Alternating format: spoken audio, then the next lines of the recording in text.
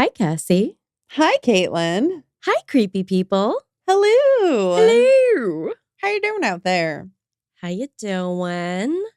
This is P&W, Haunts and Homicides, where we chat about true crime, the paranormal.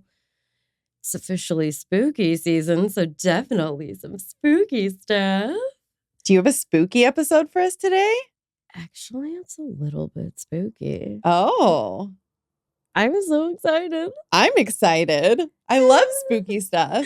Yeah. I don't know if you'll love how this one goes spooky, but I understood the assignment.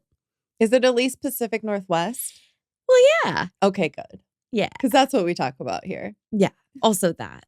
Yeah. We also do a tarot reading at the end of every episode for a little bit of deeper insight to our topic. We do. It's a thing that we do also as well. Another spooky thing that we do. Yes. Because we're spooky witches. Spooky. Yeah, we've got a real witchy vibe going on over here with the tarot. So yeah, we do. The altar is immaculate. It is. And Caitlin did it all by herself. It's only been set up for like 2 weeks. So she's really excited about this one, you guys. It's gotten moved around a little bit. I didn't know I was setting it up for this one, but I caught a vibe. She did. So here we are. So make sure you go look at the altar on the video, either on YouTube or Patreon, or you can see. Or both. Yeah, or both. Hit us with a double whammy. Or you can see it on Instagram. You can see little clips of it. So make sure you look with your eyeballs, your peepers. Jeepers, peepers, creepers. Look at them. All right. I'm going to get into it. Okay. Cheers. Cheers. Cheers for the last happy moment for an hour. This one is like slightly long. It might be a little bit more than an hour. She's horrified. I'm ready. Okay. Fantastic. Today, we're going to talk about Jake Bird. And no, I'm not talking about the Colorado Rockies right-hander, who, by the way, reportedly signed his friend's yearbooks, "Save this autograph for when I'm playing in the major leagues." At the end of his second grade year, when he was just 8 years old. Oh, that is so freaking cute. I don't know who that is, adorable? but that's so cute. Yeah. I was like, what even sport is she talking about? Yeah, I wasn't even sure if that was going to be something that you would be able to figure out from context. This is not a sportsing podcast, but if you were hoping that I might say sportsing at least once this episode, I've now met your expectations twice over. So you're welcome. We're here for you. Yay. No, he's a baseball player. Okay. Yeah. I just had to bring it up because despite being one of the most prolific killers in U.S. history based on his confessions, the baseball player is far more heavily represented in the results from your average search engine. Yeah. It makes sense. Gave him a Goog and I was like, no, not that Jake Bird. But thank you. I would be interested to know, like, the stats on people who watch sports and listen to true crime. Like, are the pools very vastly different in number? We might find out. Oh. I think the SEO, Yeah. I'm going to have to put the Jake Bird in the show notes and we'll just see what happens with that. Yeah. So it's funny. I kind of know. I've come across this in my spooky research. I don't know the full thing. What? I obviously did not research this. You came across what? I've come across Jake Bird in my spooky research. The baseball player? No. Oh, okay. Still not a sportsing podcast. I don't know a lot. I've read like, a little paragraph or two on things. But so I'm excited. Hey. Kind of. Yeah. I love that even the baseball player by the same name currently hails from the P&W. Ooh. Colorado Rockies. Yeah. Right? Yeah. That's P&W, sure. Yeah. And of course, also his confidence, which apparently took root at a very young age. That's called manifesting. And he did it. Yeah. I think that's about all that he has in common with the Jake Bird we'll talk about today, whose death predates the other Jake Bird, the baseball player one, his career in the MLB by about 5 decades. So there couldn't be less in common or related with these two, just to be abundantly clear. I love how both like this episode and your last episode, you're like, we have to separate these names and they're not related. Yeah, it's like that's kind of the running theme, I feel like, with my recent episodes. I'm okay with it. Yeah. I guess I've been on a little bit more of an old-timey kick lately. I don't know. I am still trying to dart around so we get to visit a variety of places. And I have some case recommendations that I'll be working on that are from a more modern era. Okay. Yeah. So we do have some more modern stuff coming, but. Were they recommendations from our creepy people? Yeah. Ooh. Well, some of them. I'm not going to promise like my next episode is a recommendation.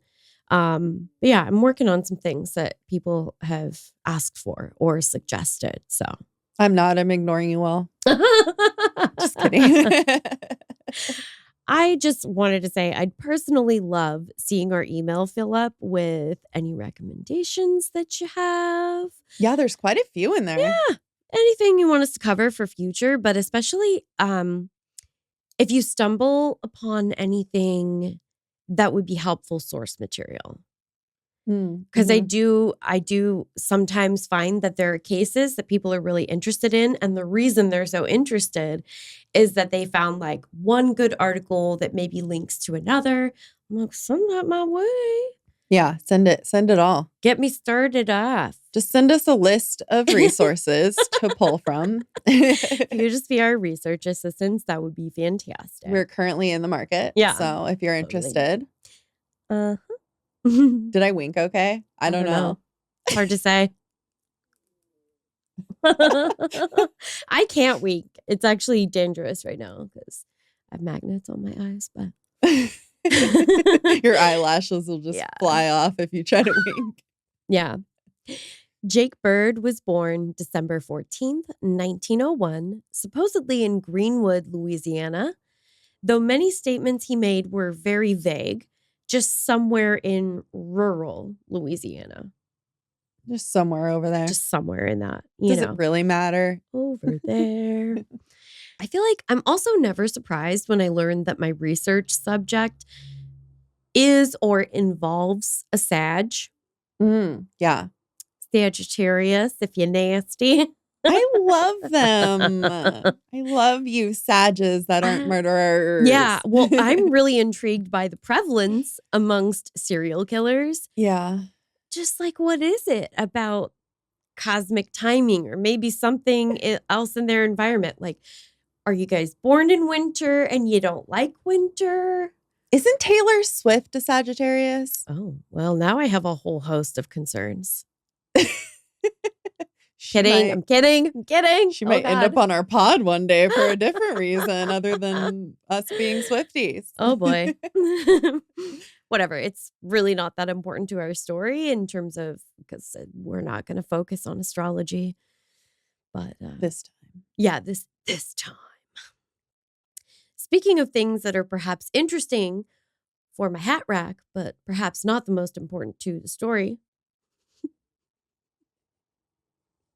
You got to appease the hat rack. Hat rack. Appease? Is that the right word? Yeah. I don't think I've ever used that word. Appease is good. Yeah. No, that fits. That makes sense. My vocabulary is just expanding thanks to Caitlin. Oh, I don't know that I can take credit for all of that. Detritus.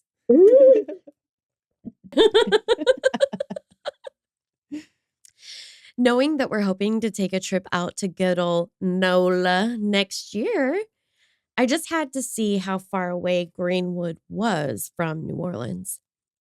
These are the things I think about because I'm like, we're going to be in New Orleans next fall, and it's about 5 hours for reference. Oh, okay. It's about so 5 we're hours probably away. not going to visit, but no.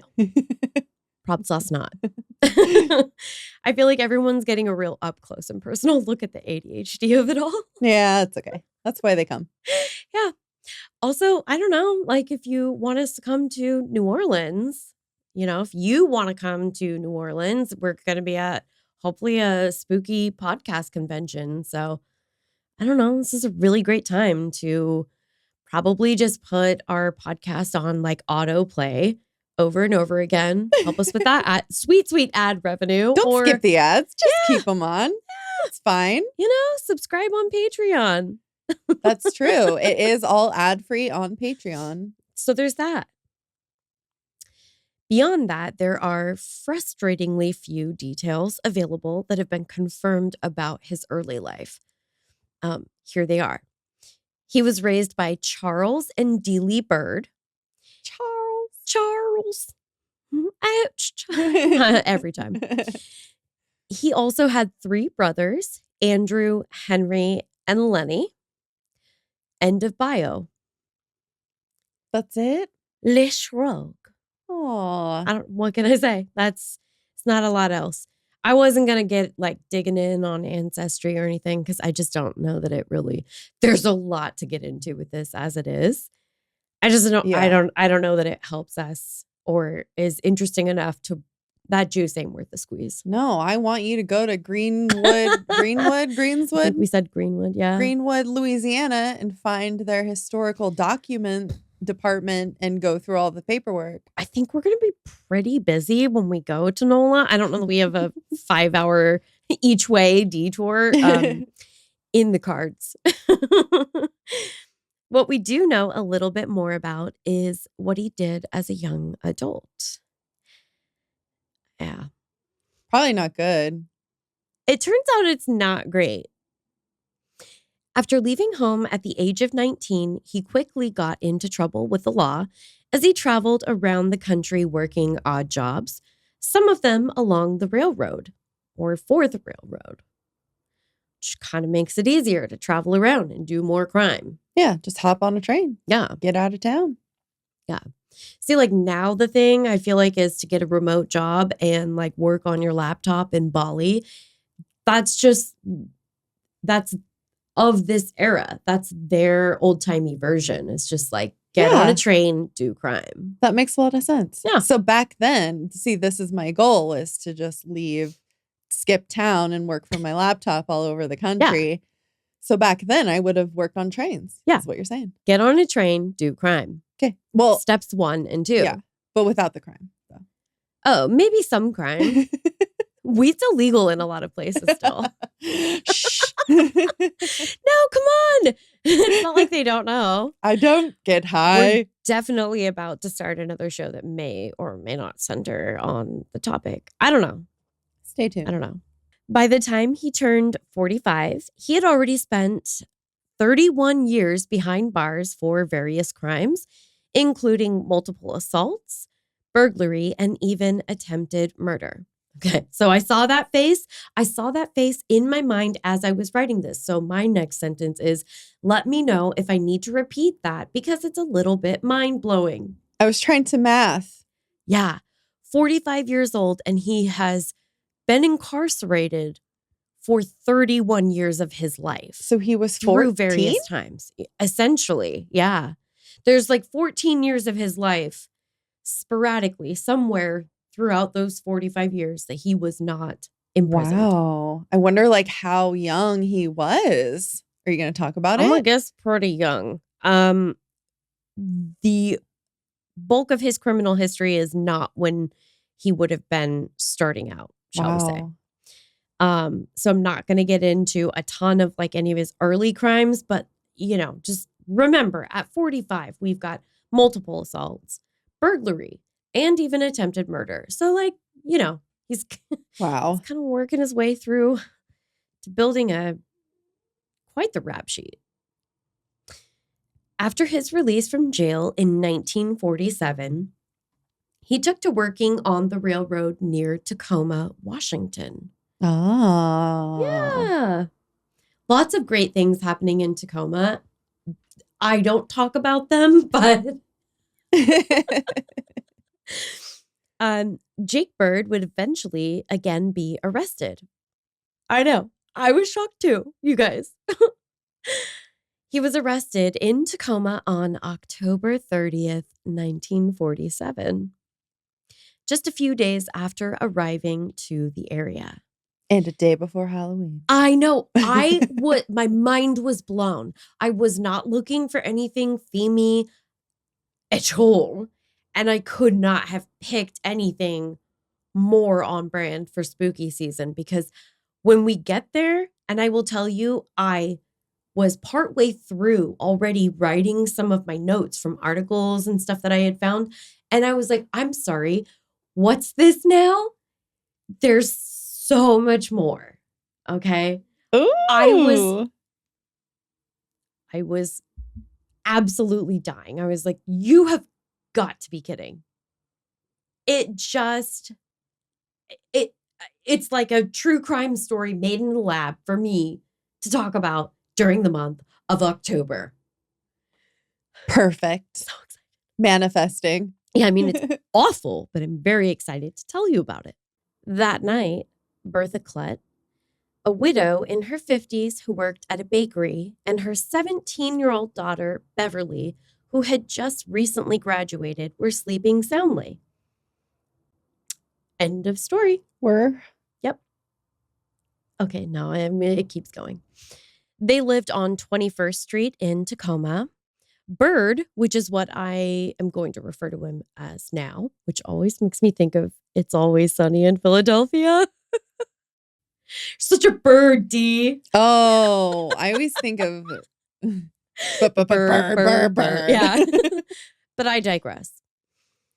He snuck onto their property, and because it's old-timey, and this is actually just a thing that happens actually in more than one case that I've talked about of this nature, he found an axe in their woodshed before slinking into their home through the unlocked back door. So lots of old-timey features here. People just had axes. Yeah. Chopping wood and stuff. Unlocked doors, because the 1940s of it all. Yeah. Though he'd taken great pains to be as quiet as possible, Bertha screamed when she came across the strange man in her home, as one does. Yeah. Mrs. Steincypher phoned the police when she heard the sounds of a struggle in her neighbor's home. Oh, that would She's be so probably scary. like, this is like a widowed single mother with a teenage daughter. Yeah. Like, I'm getting on the horn. Oh. I know. God, just heartbreaking.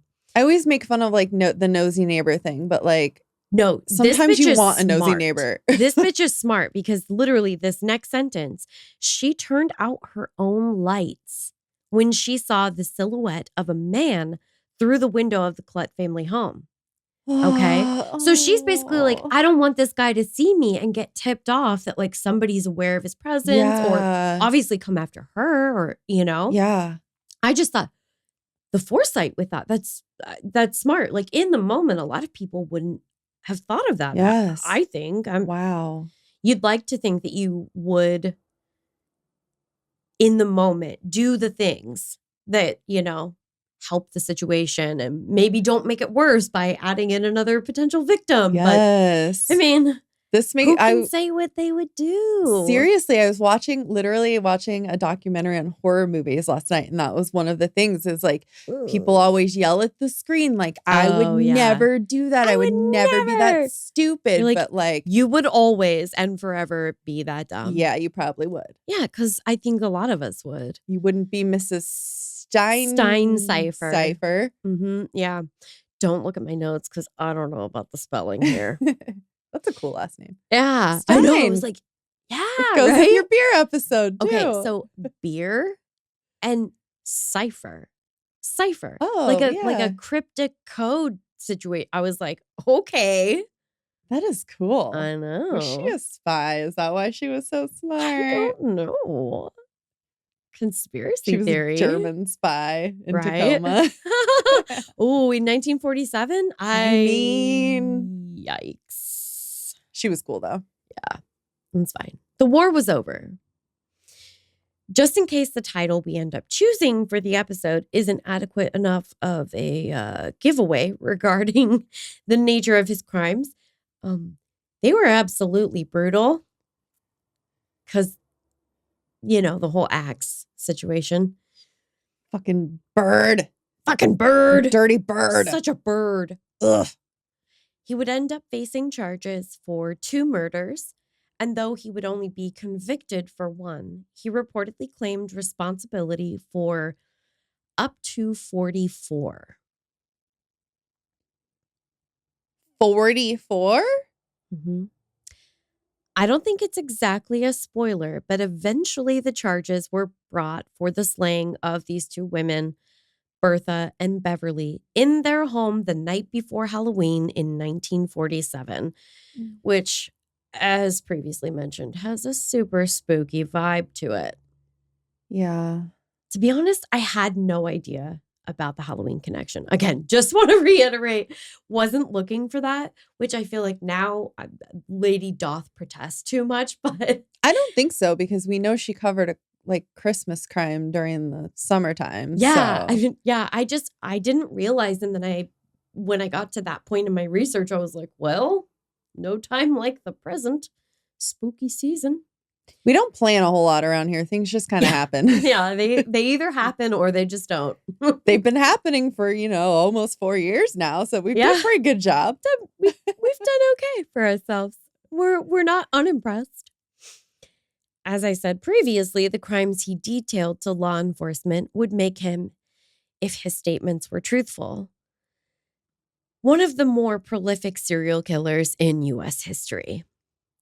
It's his MO in particular that is giving the ick in this case. I mean, there's plenty of ick with this guy, just to be clear, but how he reportedly killed these women and other victims, allegedly, is just really brutal. He beat his victims with an axe or stabbed them, because axes are, it's a real stabby weapon. They're sharp. Yeah. It's just a gruesome and personal way to take another human's life. Not that there's a good way to do it, to be clear. But I just feel like that always kind of gets to me, because you're interacting with this person in the last moments of their life, literally fighting for their life. And it's probably going to take more than one axe blow. Yeah. It's like every single time you do that, you are making a conscious choice. That's the part that I feel like, I don't know. You could just run away at a certain point. I feel like that's why it bothers me. Yeah. Were you there to rob them? At axe point? Right. Just seems, I don't know. Well, officers Andrew Sabutis, which is quite a name. Sabutis. It looks like it kind of, the way that it's spelled is kind of like Sabutis. Sabutis. And Evan Skip Davies, no slouch himself. I like that name. Okay. I'm Evan Skip Davies. Yes, he is. You'll remember my name. I don't know why he got Southern-ish. They responded to the disturbance and found Jake fleeing the house covered in blood. So he was caught literally red-handed. Yeah. A chase through neighborhood yards ensued, but he was finally subdued in an alley after injuring himself pretty badly. Mainly just a flesh wound, but I would imagine it bled a lot. It sounded like he kind of dragged his face over. It's just like, okay, yeah, we all feel so bad. I hope it hurt. I know, yeah, and I hope it hurt. Anyways, that might be where you'd expect him to surrender without additional struggle. And boy, would you be wrong. I'm like, isn't your whole face bleeding? He charged the pair of law enforcement officers, initially injuring both of them with a switchblade. Holy shit. Yeah. Did they have guns? Where are their guns? You know, listen, I have all of the faith in, I know how this ends, but like, Sabooties. Okay. Sabootis was stabbed in the shoulder and Evan's hand was slashed in the encounter. Sounds like somebody's going to need a tetanus shot, which, funny enough, I learned was developed in the 1920s and widely used during World War I. Oh, okay. So they did excuse me, World War II. Oh, okay. Yeah. So they did have it though. They had the tetanus shot. Yeah. Okay. I had to know. But it was like pretty new, yeah? Well, no, it had been around for like almost 30 years. Oh, okay. Yeah.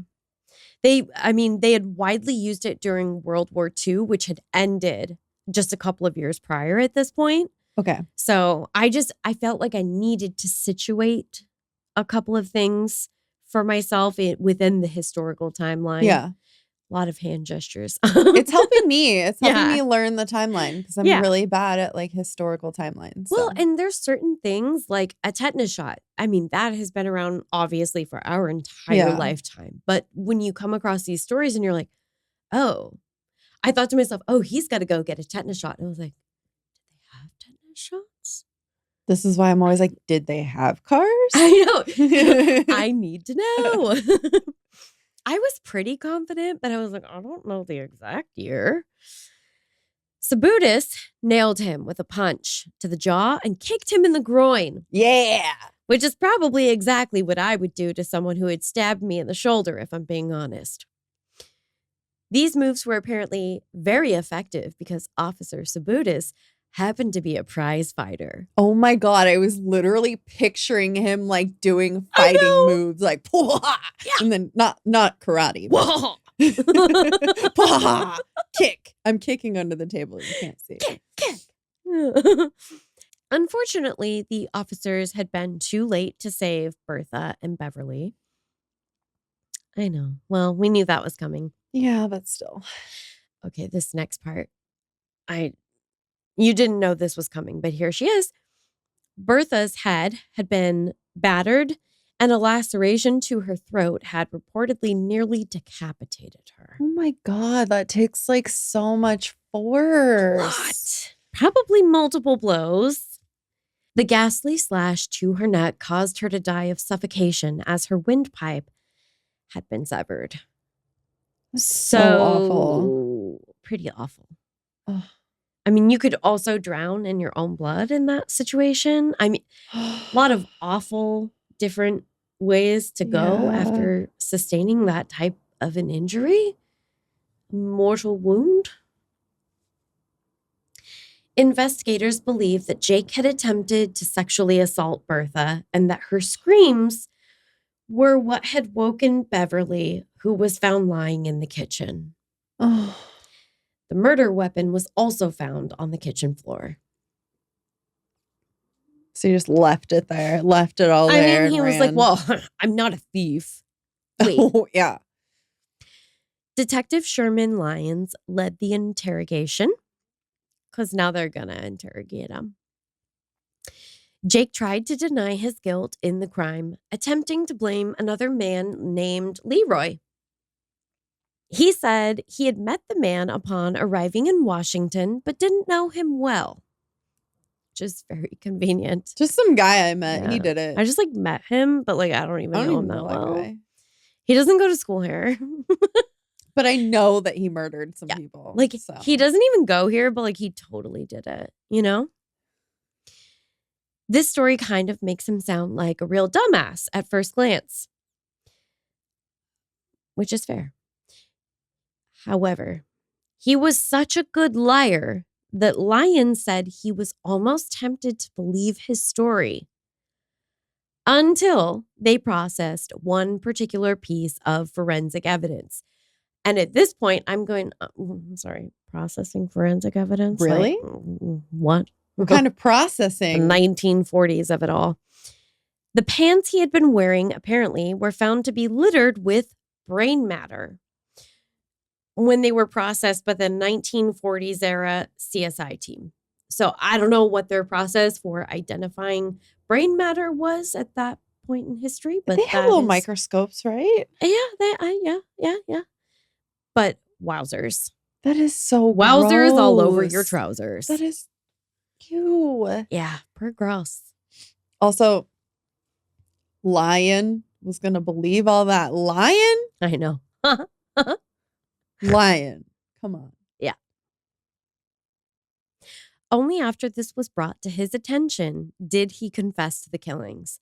He's like, oh, I guess they kind of had me like, red-handed. I mean, they already did, but then, like again, they're like, yeah, no. But like, we know you did. Bro, we know you did it. You had brains on your pants. Yeah. Where did that come from? Yeah. Listen, if you have some other totally reasonable explanation for that, we are all ears. At the time of his arrest, he already had quite the rap sheet, including burglaries, assaults, and attempted murder, just in case anyone straight to jail. For what? 30, wait, how many years of his life? 45 years? 31 out of the 45. Insanity. Okay. 31, like October 31st is Halloween. It's funny you mentioned that. He was charged on October 31st, 1947 with Bertha's murder. Literally the next day. Okay, I was like, wait, is this the next year or literally the next day? That's the crazy. Next day. Yeah. Wow, they did that processing of the brain matter really fast. Well, they were like, they immediately had his clothing. They had him in custody. And they're like, yeah, that's definitely brain matter. Wow. In order to qualify for the death penalty, the prosecution would need to prove that her death was the result of a premeditated murder. Bird was held in the Tacoma City Jail without bail until trial after pleading not guilty at his arraignment. Which is certainly a plea that you could enter. Didn't he confess? Mm-hmm. And then he was like, just kidding, not guilty. A lot of people confess and then still plead not guilty. That's not necessarily unique, but it's kind of like, bro. Yeah. Bro. I mean, I guess it depends on how the confession was extracted from the person, but they didn't have to work that hard. Yeah. Trust me. It didn't sound like it. Yeah. His trial began on November 24th, 1947 in the Pierce County Superior Court, only lasting 2.5 days. So they're doing things real quick. So fast. Trials were just so much quicker back then, seemingly. They probably had less of them, Yeah, maybe. Yeah. I think that tracks. His attorney supposedly asked for not only a change of venue, but to be removed from the trial as his counsel. But why? It's not perhaps totally clear, but he really didn't. He just didn't want anything to do with the trial. Who would? Like, Mm-hmm. especially back then, how many of those people have you had to like defend? Yeah, I don't know. I can't say exactly what the track record was. I mean, maybe I'll look into it, but the judge denied both. So that had to have made for some pretty awkward interactions thereafter. I feel like that's like a huge, like, what am I trying to say? Yeah, it's not really a conflict of interest per se. Yeah, that's what my brain was thinking, but something like. Yeah, it's almost setting him up for an appeal though. Yeah, that's what because it seems like. It seems like it's setting him up for the defense that he had, inadequate counsel. Yeah, because if someone doesn't want to defend you, are they going to do a good job defending you? Probably not. He did make some statements and you're like, bro, this is your attorney? Wow. Mm-hmm. Yeah, but I mean, also, we all know you're guilty, but also this man's life is on the line. If you don't defend him well, it's the difference between life in prison and, the death penalty. Yeah. Which they tended to carry out a lot quicker back then, which is yikes. Yeah, not sitting around in jail for 40 years waiting to die. No. Later in court, Bird's attorney, James W. Selden, apparently only begrudgingly representing him, maintained that his signed confession had been obtained under duress and was therefore inadmissible. Okay. I mean, if you consider being presented the fact that there's brains on your pants, duress, maybe, but I would be in duress at that point. Right. But mostly I'd be like, how did they get my pants and why are there brains on them? We just live very different lives, yes. Jake and I. Yeah. I hope so. Yeah. Judge Edward D. Hodge, however, disagreed, admitting the confession into evidence. So, there's like a little hinting about, maybe some old-timey racism, because I don't know if I certainly haven't mentioned it up to this point, but I'm curious if you knew about this case.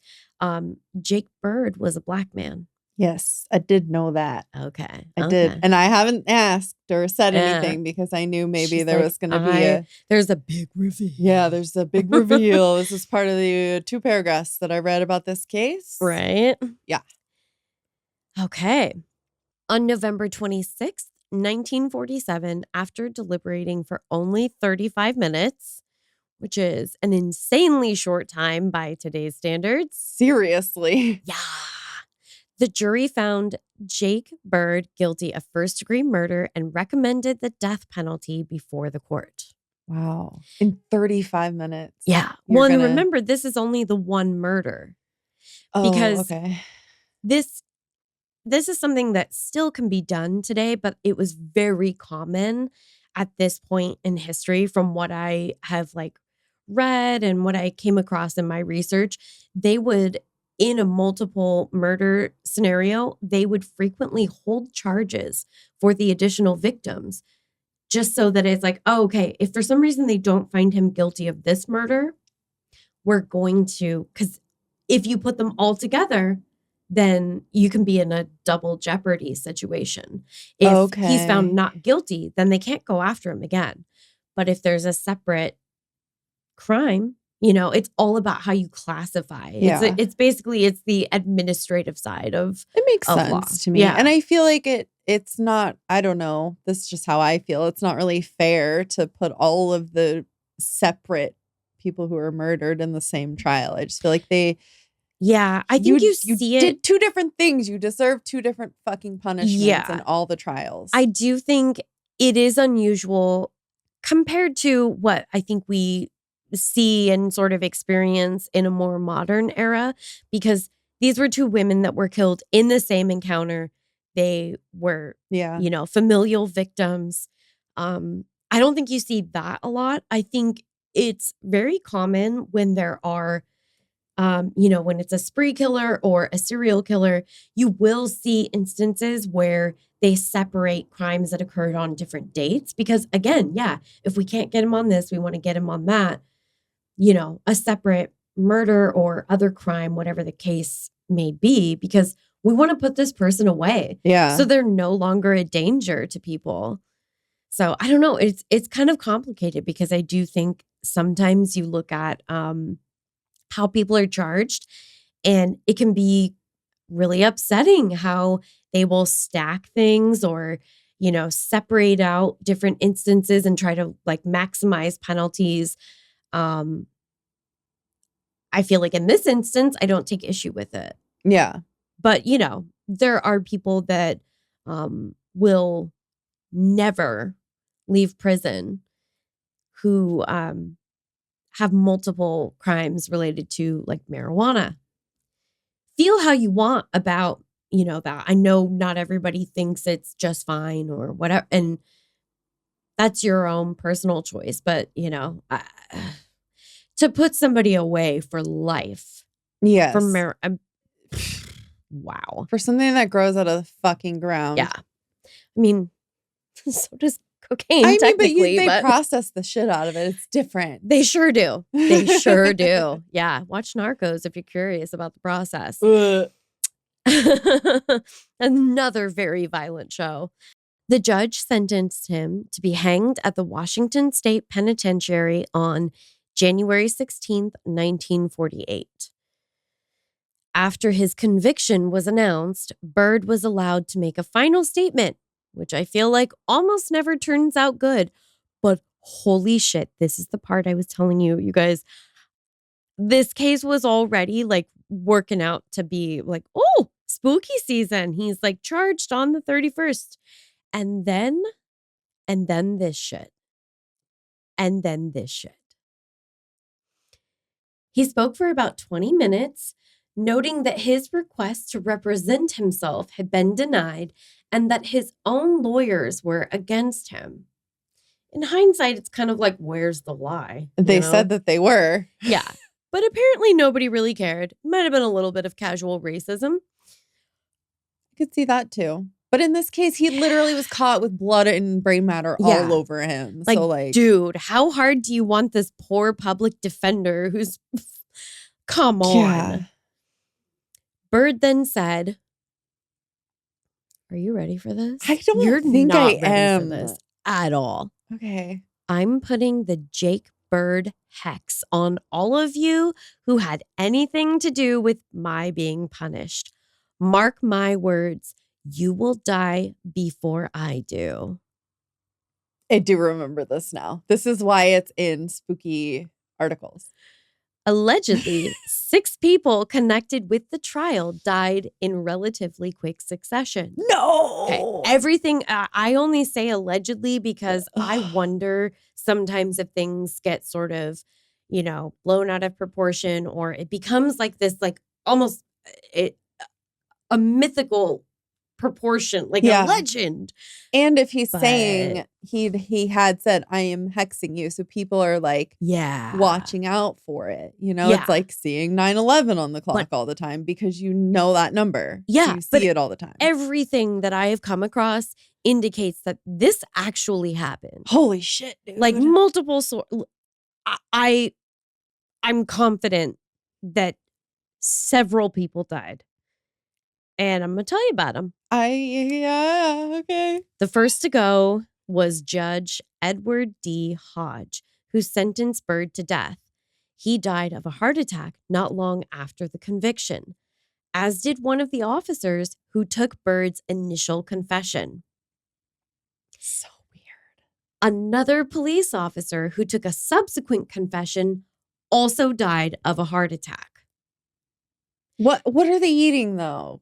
Well, a lot. I mean, McDonald's wasn't a thing back then, right? I think they come around in the 1950s, but a lot of really, like, it's very meat and potatoes diet. A lot of things cooked in butter. Okay. Definitely. I mean, the fact that it's like all heart attacks is like kind of freaky. Until you think about like, the average life expectancy for a man, think about the diet. And that's I want to see these dudes' waistlines. Way to die, especially in this era for men. But still, it is so freaky. It's very freaky. Then there was the court clerk who passed away from pneumonia, as well as one of Bird's prison guards, also from a heart attack. Last but not least, J.W. Selden, one of Bird's lawyers, died on the first anniversary of his sentencing. That's fucking weird. Okay. That's weirder to me than all of the other deaths. Yes. Like, girl, I think Jake Bird, that bitch is a witch. When was he sentenced again? Was that the Halloween? Or was that a different? Oh, okay. No. He was charged on Halloween. Okay. One of the most chilling statements about this story came from the defense attorney who said, "My heart does not beat with sympathy for this man." And then he dies of a heart attack like many of the others involved in this case. That's crazy. Did you get chills? I did. I definitely did. I have chills. Freaky, right? It's really weird. He specifically makes a statement about his heart. Yeah. Honestly. That is so creepy. Mm-hmm. I do like the researcher in me, though, wants to be like, okay, can we look at another guy who was convicted or whatever and see how many of the people attached to that died? Like, I just want to know the stats. Yeah. Obviously, it's impossible, really. I do. Well, not necessarily. I do think that probably this is it's an anomalous situation. I feel like there's too many people that died close to his case for it not to get attention, especially after he literally releases a hex in a courtroom. Yeah. Like, yeah, people are going to be paying attention. They're going to be keeping track. But also, this kind of not proves, but it helps support like just speaking things into existence. Like he might not have really been like a witch or really, but if you just speak it into existence and you have he had a lot of passion for it, I'm sure. So that's like a big part of I'm going to win the lottery. Just you gotta keep speaking it and actually believe it. Yeah. Really get into it and probably also buy a lottery ticket. Yeah. Okay. Lottery's a hard one, but other things I feel like are easier to manifest than the lottery. That makes sense. I feel like that's fair. Yeah. Never mind. The governor at the time, Munrad C. Walgren, allowed a 60-day reprieve from Bird's sentence. Why, you might ask? Well, because Bird claimed that he could clear up at least 44 other murders that he either committed or participated in during his travels across the country. Wow. Of course, there was no shortage of investigators eager to interview him at the state penitentiary. They came from all over the country. Of the 44 murders that he allegedly says he commit, only 11 were substantiated. But he reportedly had enough knowledge about many of the others to be considered the prime suspect. Wow. Like, why is he doing that, though? What else has he got to lose? I mean, it did get him a reprieve from the death penalty. That's true. Bought him 60 days at the minimum. Police in several states took the opportunity to close the books on many of their unsolved murders. In his travels, Bird murdered people, mostly women, in and around the following areas: Louisville, Kentucky, Omaha, Nebraska, Kansas City, Kansas, Sioux Falls, South Dakota, Cleveland, Ohio, Orlando, Florida, as well as the states of Illinois, Iowa, Oklahoma, Wisconsin, and of course, the state of Washington, reportedly in the city of Portage, in addition to the crimes in Tacoma. God, he was just all over the place. Yeah, it's a lot. Now, there was a lot of focus on the fact that he primarily killed white women. I think women are primarily victims of crime, and it's both women of color and white women. It's obviously transgender people. There's a lot of qualifiers with that. I think for the time, what that does is stir up this sort of hysteria that there's this crazed black man. Yeah. And they've already made a point of saying that he was attempting to sexually assault Bertha. So it creates this, sort of moral panic about that there's a crazed black man that's, attacking white women, which particularly in some parts of the country, that is the type of stuff that really endangers other people of color. Yeah. So that felt pretty icky. But like, how many friggin' white dudes do the same exact thing? Right. Like, it's back then. Yeah. Also now, and probably in the future. So yeah. Just be scared of all men. Yeah. Never meet a man. Yeah. Never meet a man. In the meantime, Bird appealed his conviction to the Washington State Supreme Court, but his petition for a retrial was denied. The U.S. Court of Appeals and the U.S. Supreme Court also rejected his petitions for a new trial. I just wonder if they took longer than the 35 minutes that the jury did to consider his case. They didn't say? Yeah. I'm not sure. I probably could have looked into it, but usually those particular entities or bodies within the legal system, you're talking about like a months long review. Mm-hmm. But not that I'm shedding any tears for Jake Bird. Yeah.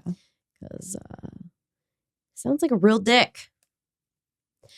On July 14th, 1947, the U.S. Supreme Court declined to review Bird's conviction for the third time. And Governor Arthur B. Langley, I love how everybody's using their middle initials. I know. He chose not to interfere with the execution. And by this time, it was fast approaching. Or, well, it would have been. But of course, appeals and the rest of the whole legal process slows things down. Even back then. I mean, it's slow relative to, like, they convicted him in 35 minutes. So they're like, why is this man not dead yet? Oh. Little too eager for that stuff, I feel like. Yeah. I mean, I do think it does have a lot to do with the racial aspect of this case. Yeah, I think you can't ignore that. I do think that it is a case where oftentimes we would see in a similar case, perhaps a coerced confession, you might see an instance of police brutality. And I just don't know that we really find that in this instance. It's also really hard to be able to document that. Yeah. Posthumously. But yeah, it doesn't seem like that's the case. Doesn't mean that there isn't still racism involved.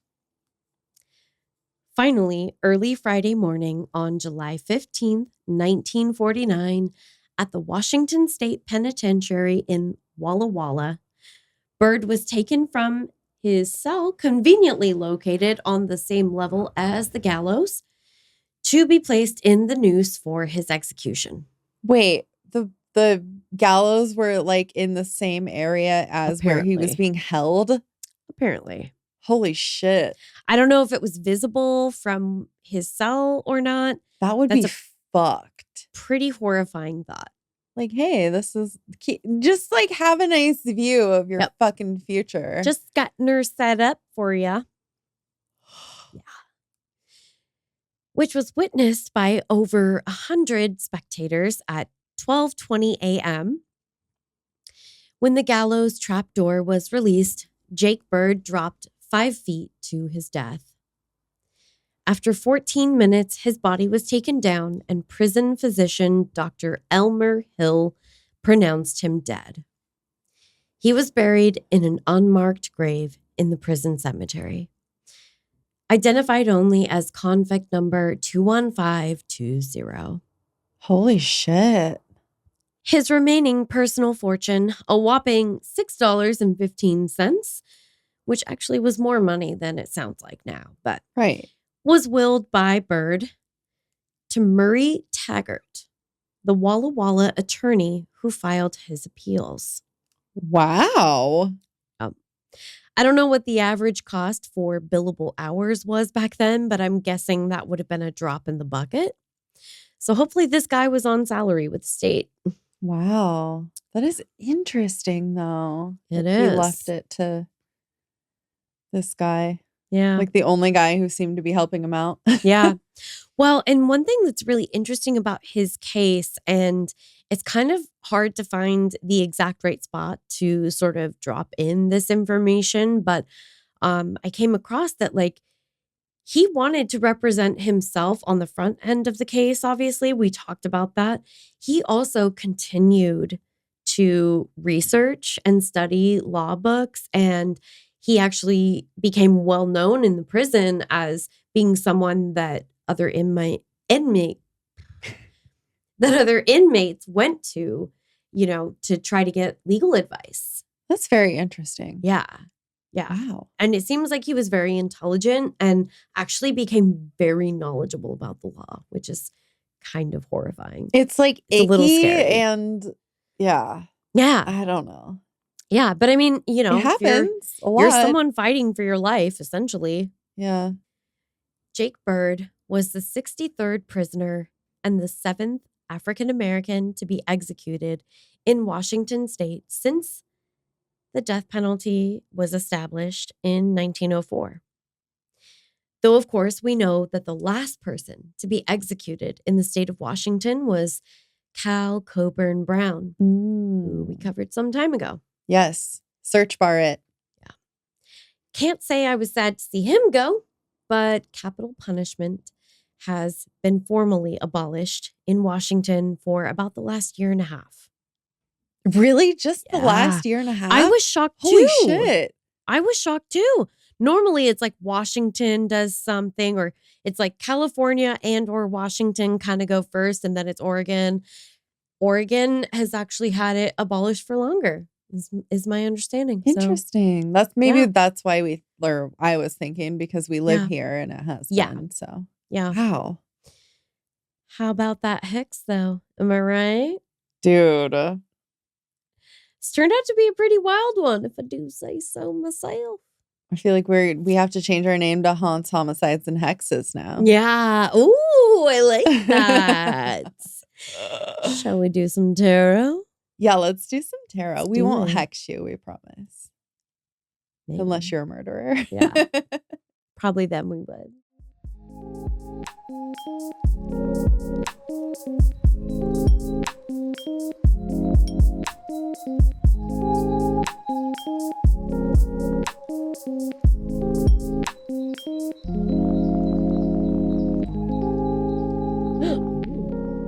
Oh! What? It's a bird, you guys. Bird. Of course it's a fucking bird. Because Jake and it's a sword. Bird. It's 3 of swords. It's the one with the swords piercing the heart. But in this imagery, it is a dead bird on top of rose petals. Delightful. And he's got kind of like an orangey head, which like pumpkins. She's like everything spice, everything pumpkin spice. Halloween, you know. Oh my gosh. Okay. Yeah. Okay. I was visualizing the right card when you said it's like stabbing through the heart. Yeah. It's literally 3 swords through a heart. Yeah. Okay. It's one of the ones where the imagery is like pretty, scary for people who aren't used to tarot, but yeah, this totally fits. Like, or for some people that maybe even are. Okay. All right. So our keywords are suffering, heartache, regret, grieving, sorrow, and loss. All of it. Which is interesting because we're talking about the death of a widow and her daughter. So they've already grieved a loss. And from what I was reading in my research, it sounded like not recent in the sense of like in the last 6 months or anything, but it had been, I think, in the last couple of years that her husband and the daughter's father had passed away. God. And then like the family that's left behind. Oh my, well, they lost 3 people. Yeah. It's the 3 of their swords. Extended family. Yeah. Wow. That is really interesting because I was like, well, he had like the 2 victims that we sort of talked about, but that makes so much sense. Yeah. Wow. Okay. Just looking at this heart with 3 swords piercing it is painful. One of the saddest cards in the tarot. It symbolizes deep emotional pain, heartbreak, and a real or perceived tragedy. You may not manage to avoid the suffering indicated by the 3 of swords. However, the card advises separating true grief from self-pity. That's interesting. And I think I drew this actually in the reverse. Did you? Yeah, I need to. You handed it to me upright, so I'm not sure. I did. I think I flipped it. My God, now I feel like I need to roll back the tape. Like, roll back the tape. I thought will you hold it up? I mean, either way, yeah. Will you flip it? Because the bird is upside down technically on the right side up. So Yeah, I think it was reversed though. you did Yeah, see looking it at it, I upside. think yeah. Okay. Okay. Oh, okay. It's kind of, I don't know why the image popped into my head of like hanging, because it is like it would be head up. Yeah. I don't know why. Ooh. Eesh. Okay. Well, okay. I'm going to read the reverse interpretation first, but I think we should read both just so that we can see kind of the impact of each, maybe. Okay. There's an extra excerpt in between the two interpretations. The soul is a diamond in the rough, which must abide the blows inflicted by suffering in order to shine in all its brilliance. And that's from Like Water for Chocolate. Oh. Okay. In a reading about money. Oh, interesting. Okay. No, I almost read the wrong section. The reversed Three of Swords is actually less problematic and severe than the upright three. It's interesting. It suggests you're making more of an unhappy situation than necessary, or that a disappointment is temporary, not the end of the world. Perhaps the truth hurts, but once you face it, you can improve things. Pull yourself together and get on with your life. In a reading about money, you may harbor regrets about what might have been, or you're chastising yourself for a bad decision. The reversed three recommends letting go of blame and guilt, repairing damage, and starting anew. I feel like part of me, just at a glance, thought, oh no, maybe I did pull this in the upright. But I feel like nothing is stronger for me than like seeing the card and that visual representation and seeing in the reverse. I'm like, no, I pulled her in the reverse. And I think it makes sense though, because losing or grieving the loss of a loved one and kind of finding a pathway forward. Yeah. I feel like it fits more than I thought it would. If the reading is about your job, you may be pulling out of a damaging and hurtful situation. The reverse three can mean the worst is over and you've learned from your mistakes. Remain watchful for confusion, deception, and poor judgment. Maybe that comes in like the trial and him confessing and then being guilty and then his lawyer not wanting to represent him anymore, but like being forced to, basically. I think it's really interesting because this is a card that specifically based on its orientation is dramatically different in some ways, whether it's upright or reverse. And the fact that as I'm pulling it, I'm like, yeah, no, I pulled it in reverse. Wait, did I pull it in? Like the questioning aspect of that. Yeah. We have those moments sometimes where I feel like they both fit. When we have those kind of like confusing, did we pull it upright or not? I feel like it's kind of, it could either way. Yeah. But I think the fact that we're questioning it just means like, I usually just take that as it could be both ways. Yeah. And it does fit both ways because like the reverse is, like you said, it's kind of like the ending of it. And we did talk about the end, it's over. He's convicted. He's stopped killing because he's dead now. So, yeah. Okay. In a reading about love, this card points to painful experiences, which feels dead on, obviously, as, a family that's lost a loved one and she's a widow.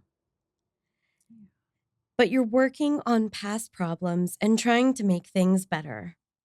You need to let go of jealousy, regrets, guilt, and fear. Sometimes this card, oh my God, stop it. Sometimes this card represents accepting a loss and moving on. Yeah. Okay, I'm going to go to the upright. Makes me think of like the police too. Like they're What do you mean? not like, shoot. I do this thing all the time where I'm like trying to talk about something you just said and then I like forget what you had said. I forget the specific thing I'm trying to reference. What was like the last sentence of that thing that you read right before this? Sorry.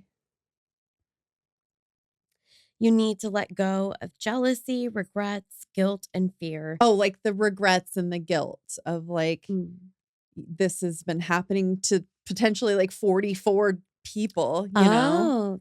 I wouldn't have clocked it that way. That's interesting. It Yeah. just makes me think of like any police who are trying to solve something. Like they obviously, I'm sure they have regrets of like this person has been killing for so any long. case that just goes unsolved, I would Yeah. think. Yeah. That's an interesting point. I didn't really think of it that way. I'm sure some of those you'll never know what happened to. You just kind of have to accept it and that it's not going to be solved. Yeah. That's wild. Okay. The upright 3 signifies separation, severing a connection to something or someone you love. Christ. You just said like severing and then I pictured that head. Wow. Head. Okay. So the upright feels so far, just skimming, feels equally applicable. Sorry, I just had like a really big reaction I can't control to that word. No, I mean, that makes sense. Yeah. When we're talking about someone who was nearly decapitated, that's an appropriate response. Okay. I'm going to read it again. The upright 3 signifies separation, severing a connection to something or someone you love. You feel isolated and cut off from something you found meaningful, a way of life, your home and family, a philosophy, pursuit, or job. Something in your life has died. Usually because it has lost its meaning or run its course, and you need to let it go. Okay. In a reading about money, the upright 3 represents losses due to relying on your rational mind or your emotions alone. You need to use both to avoid problems. Oh. Interesting. I don't know why that just reminds me of him like acting on his impulses, his like emotional need to be a fucking murderer. Yeah. Instead of making more than $6 and to be left to someone, you know? Yeah. Okay. Sometimes it suggests someone you trusted has withdrawn support or you're grieving the loss of better times. I mean, how many times have I specifically used? Oh, oof. Okay. The widow aspect. Yeah. If the reading is about your work, this card can mean losing a job you loved, or you feel isolated and unhappy in your job. Maybe you regret an unwise business decision, or you're thwarted, unable to do the work you enjoy. I mean, he was caught. Not that I want to call what he's doing like his work, but maybe in his mind. I mean, that's his, for lack of a better way to put it, that's like his professional pursuit. I mean, he chose the train profession so that he could go all over the place. And he literally just worked odd jobs and all of that sort of scenario was designed to sort of set him up to be, dependent upon less than ethical means of acquiring income. I don't know how else to put that. Try to see this as a sign. It's time for a change. A little late. Time to die. But I guess maybe he thought, now I'm going to become like a high priestess and just deliver hexes. I Right. don't know. Yes. Yeah. Wow. Oh God, this is in a reading about love, the upright 3 can represent a split with a partner or at least a sense of separation and despair. If the relationship is worth salvaging, heal the gap with compassion and understanding. In some cases, this card says it's time to move on. So, whether you draw this upright or in the reverse, it hints at sort of the loss of a loved one and sort of like a less than ideal scenario with your romantic partner. Yeah. And I feel like this card, I just think is like, there's heartbreak cards, but this one is like extra heartbreaky. And it that's is like what I feel about this. Yeah. This family in particular. I'm always curious what we're going to get. Like, how's this one going to go? And what's that reading going to look like as we go through the case and think about like, what are the possible outcomes and what would make sense? And sometimes we get cards that I feel like, okay, I don't know, maybe maybe we need to redraw or something like that. And sometimes I'm really surprised at even how well I feel like we're learning and becoming familiar and being more knowledgeable with the different interpretations. I'm like, wow, I guess I forgot about this sort of aspect of a card and thinking, wow, okay, I didn't predict that would fit at all. And damn. Yeah. I mean, I just feel like the fact that we drew a dead bird on a card is just. Yeah, a dead bird, like the symbolism of that for Jake Bird, it's not lost on me. He's a dead bird. That is wild. And the point you made specifically about the 3. Yeah. Because I was thinking, oh, well, the 2 of Swords would have been more applicable.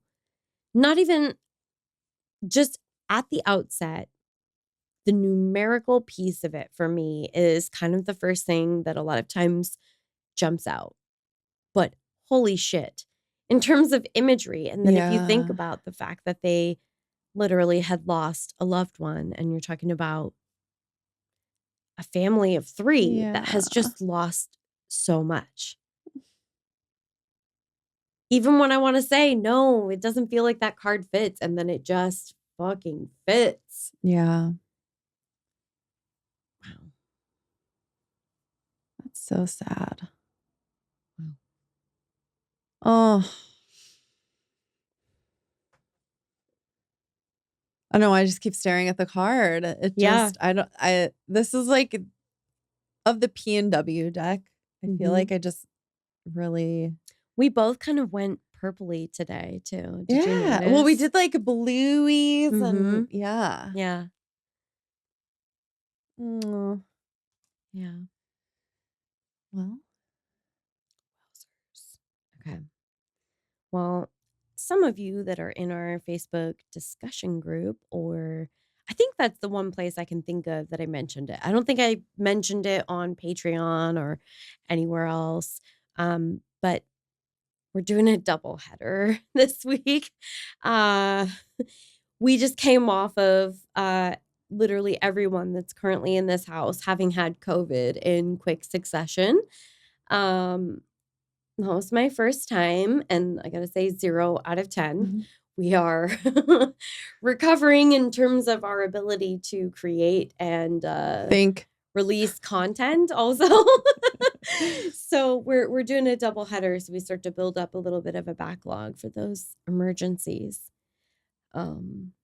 We had some things, and then holy shit, the COVID hung on.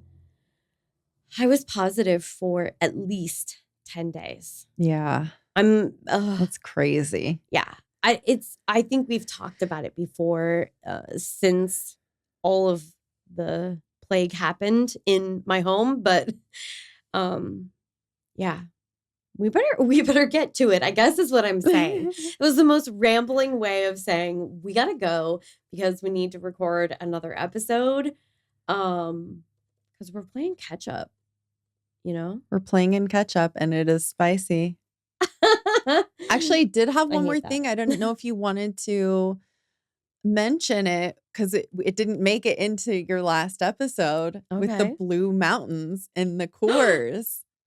I feel like that was like a quick thing we can add. Yeah. You have to tell it. Oh, you want me to tell it? Well, yeah, because I don't know if I remember fully. Oh, so you texted me after you were thinking about the episode and you're like, oh my God, I added that blue crystal to be a blue mountain because I needed the Rockies or what was it, the Rockies? Yeah. And what's on Coors? What's on Coors, you guys? Yeah. How many shitty beer pong tournaments have you been in? And they're color changing mountains. We even had someone comment on our Facebook or our Instagram post, like, only drink the Coors when the mountains are blue. Yeah. So we unknowingly, randomly, last minute, Caitlin added a blue mountain to the altar setup. To the altar. I just thought it deserved an honorable mention today, I think. Yeah. And I remember, it's so funny because I remember us talking about that and we're like, oh yeah, we got to remember to mention that at some point. And I was like, I remember there was something that came up. I don't. And we drew the blue card and we were talking about blue the whole episode and then didn't even register the Blue Mountains on the course. So. Yeah. Just for reference, if anybody's coming in randomly on this episode, that was the Adolf Coors the third episode where Coors cans we're talking about and the beer and the Blue Mountains, and you got to watch the video on YouTube to really get the context with the Blue Crystal Mountain. Yeah. It was in our altar and wow. And we're witches. And we, again, won't hex you because we love you, creepy people. We do. Should we do that thing? Let's do her. All right. Have a creepy ass day. See you next Tuesday. Unless you're a dead bird. We won't see you then.